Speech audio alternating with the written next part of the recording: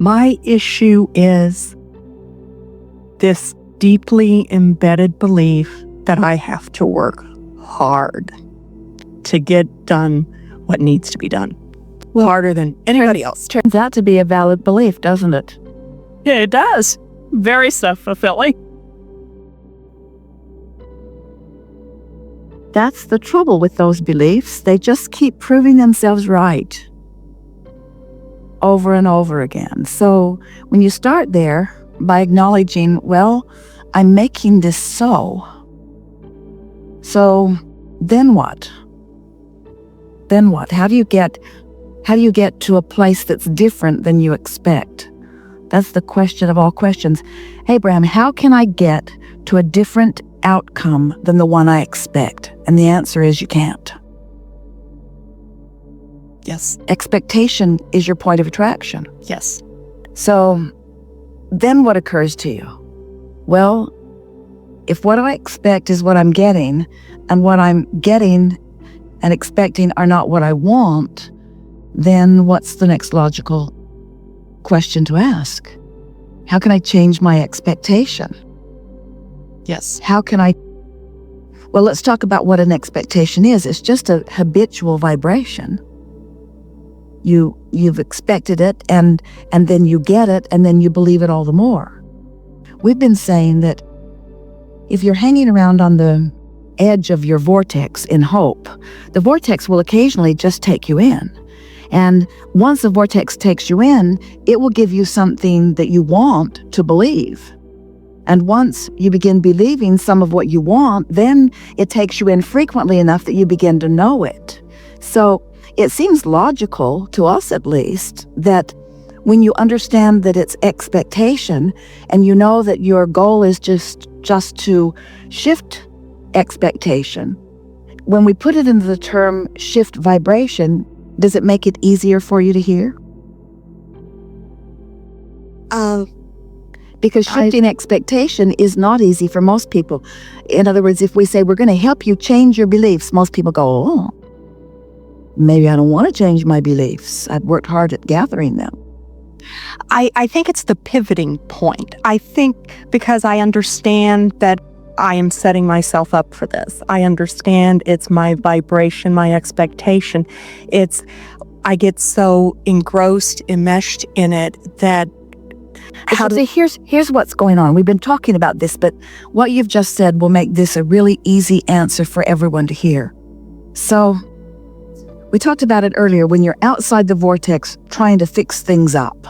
So when you're outside the vortex trying to fix things up, you know what you do without meaning to? You just practice the outside the vortex vibration more. Your expectation just gets more and more entrenched. Here's a good way of acknowledging that. Have you ever been in a conversation with someone and you both think you're right and what you think is different from the other? And the more you try to convince that one, the more they're convinced of what they knew before you started talking, and you too. In other words, you just sort of dig in and hold your position. So that's what happens when you try really hard to pivot or to change an expectation from outside the vortex. It just makes you sort of dig in. It's almost like I'm challenging this belief, but the operative word is this belief, which is what's activated, and then law of attraction just shows you more like it, which makes you just believe it more. So it's like you can't get away from it, because the more you try, it's like saying, I'm not going to think about that. I'm not going to think about that thing that I'm not going to think about. I'm not thinking about that thing anymore. I'm not going to think about that. I'm not going to think about that. I'm not going to think about that. But you can't stop thinking about that. And the more you think you're not going to think about that, the more you're thinking about that, because it's what's active. So what we're talking about is deactivating one vibration by activating another. And here is by far the easiest way of going about that. Picture a cork bobbing up on the surface of the water, and let's call that no resistance, pure positive energy. Now you can hold the cork under the water. Let's call that resistance or belief or a negative expectation. But when you let go of it, that cork's going to bob right back up. In other words, the point that we want to make with you is that you don't have to train yourself into more positive expectation. That positive expectation already exists and is calling you. And the negative emotion that you feel is you're pulling against it. Can you hear the difference in that? So we're just trying to get you to let go of the cork. And the way you let go of the cork, the easiest way is meditation. It's quieting your mind. It's thinking no thought. But earlier today, you may have heard us say, we've been saying it a lot lately, we want you to discover yourself in the vortex rather than trying to get in the vortex. Just say, occasionally I go in and I don't even know how I got there. I'm just going to discover myself when I am there and then milk it more. So if we were standing in any of your physical shoes, these are the two things in light of this conversation that we would focus upon. One, I'm going to discover myself in the vortex, and when I find myself there, I'm going to milk it longer, because every moment that you spend trying to milk it, you're practicing the vibration of it, and that's how those expectations get into place. In other words, all an expectation is a vibrational practicing. So as you get in and practice it by milking it, and then talk about it more. Jerry and Esther had a wonderful weekend last weekend, and Esther is milking it for everything she can. She's talking about it, looking back at the pictures of it, talking about it, thinking about it, retracing her steps up to it and through it. In other words, when you have a wonderful thing that you have recently or even a long time ago experienced, and you milk it for the vibrational practice, let's call it for the vibrational practice. You're not doing it for the practice, you're doing it for the deliciousness, but when you practice the deliciousness of it, your vibration shifts until, without even knowing when it happened, your vibration pivots, your vibration shifts from this tendency that was stronger to this tendency that was stronger.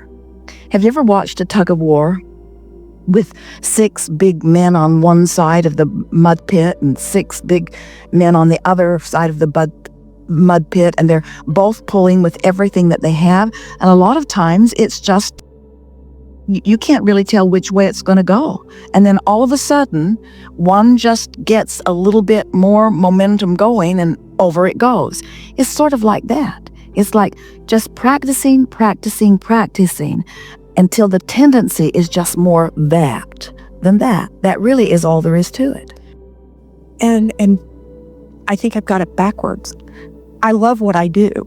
I have fun doing what I do, and I get excited about it, and I start getting into it, and it seems like it grows and it grows and it grows until it's now gotten control of every aspect of my life.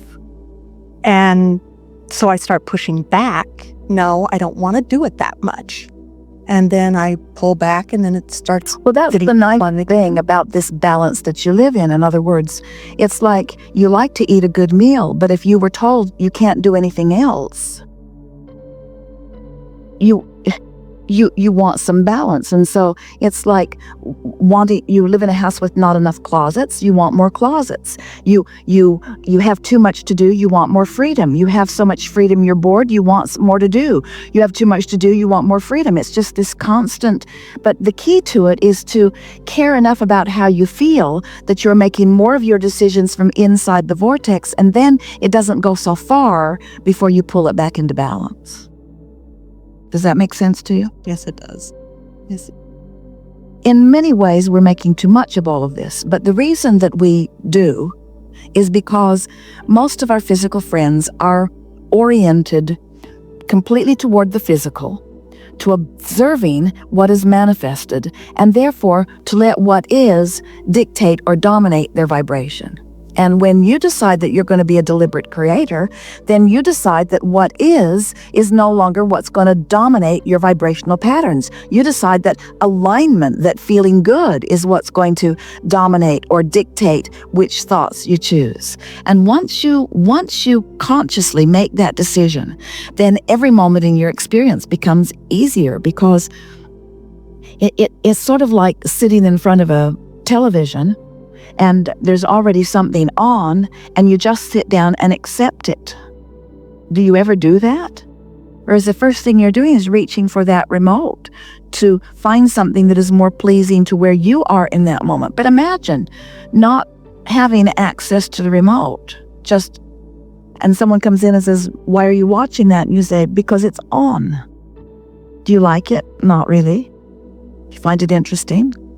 No, not really. Well, why do you keep watching it? Because it's on. Why don't you watch something else? Well, because it's on.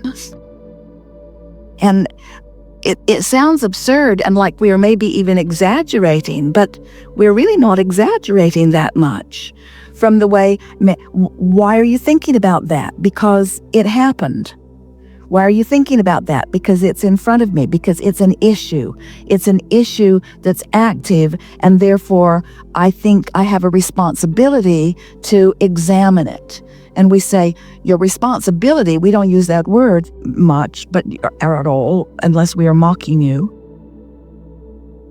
But if there is any way to apply responsibility, it's to aligning with who you really are. You have a responsibility, you could say, to being in vibrational sync with who you really are. So what it comes down to with you, and we'll leave it with this, is these are the things you want to take away from this conversation. I'm going to do all of my efforting from inside the vortex, just for a little while.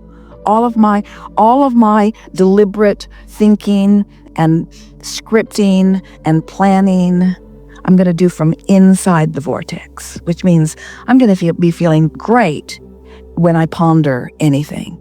And what you'll begin to discover, you can take an issue and that takes you outside the vortex every time you think about it. And you can be inside the vortex all milking while you're there. In other words, I feel good for this reason, or for this reason, and for this reason, and for this reason. And then as you introduce your issue to the vortex, the first 100 or 200 times you do that, the vortex will spit you right out. But if you're determined to be in your vortex while you are thinking about, and here's the thing that makes the difference. On the other side of the problem is a solution. On the other side of the issue is a satisfying solution. So there are no issues in the vortex. There's just solutions and opportunities and remarkable rendezvous and fun things to do and insights and clarity. Advantages, you see. So as you make the vortex your dominant intent, and then introduce your issue to it while you're in there until you start finding the other end of that vibrational stick. In time, you will find yourself appreciating every former issue because of the solutions that it has brought to you. We are never concerned about where you are in relationship to what you want, because we know unequivocally that you can get from wherever you are to wherever you want to be.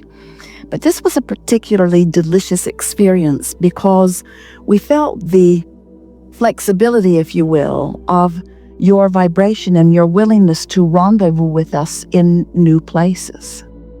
Many of the words that we said are the same as those that you may have heard before, but the intensity of them and the bumping into yet a new place was extremely satisfying here. It feels to us as if, for the most part, you are accepting the reality of this vibrational reality. And the next thing that's about to take place for you is that now that you've accepted the reality of this vibrational reality, it will show itself to you in more vivid ways, just by knowing that it exists. What you can expect over the next few days is insight about things that you've been wondering about, maybe things that weren't even active here today, because you have had, as a result of your participation here, whether you sat in the hot seat or not, a vibrational shift. And that vibrational shift means that everything that you focus upon from this point forward, as long as this vibrational shift is active within you, will yield you a different outcome, some slight and some great, that you have received before. You're going to notice some relationships will have shifted dramatically as a result of this brief conversation that we've had here today. Our strongest enthusiasm about what's taken place here today is that you have been reveling in the vibrational altitude, so to speak, of the frequency of your inner being. And what that means is you've been allowing cellular communication throughout the day in a way that you usually don't.